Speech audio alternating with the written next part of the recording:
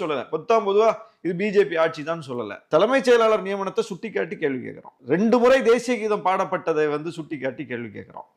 இந்த அறநிலையத்துறை கலைக்கணும்னு சொன்ன பிஜேபி இந்த அறநிலையத்துறை அமைச்சருடைய செயல்பாடு பாராட்டத்தக்கதுன்னு பாராட்டு பத்திரம் வாசிக்கும் போது கேள்வி கேட்கிறோம்.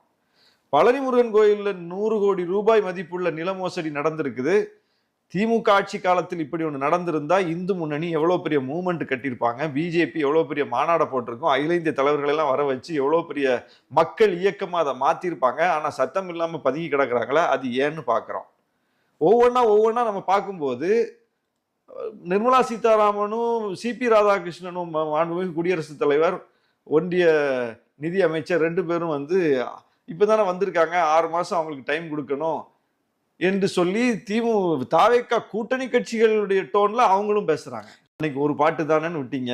இந்த மனோன்மணி சுந்தரனார் பல்கலைக்கழகத்துல எந்த பாட்டை யார் இயற்றினாரோ அவர் பெயரால் அமைந்த பல்கலைக்கழகத்திலேயே அந்த பாட்டை முதலில் பாட முடியாத நிலை உருவாச்சா இல்லையா? தமிழ்நாட்டில் இப்படி ஒரு ட்ராக் இருக்கா? சட்டமன்றத்தில் 2 முறை தேசிய கீத பாடம் பட்டதும் இதற்கு முன்னால் கிடையாது. இப்படி ஆளுநர் உரையோடு சட்டமன்றம் கூடும்போது 2 முறை தேசிய கீதம் பாடப்பட்டது உண்டா? இல்ல, கிடையாது. அதையும் ரெக்கார்டை மாத்திட்டீங்க.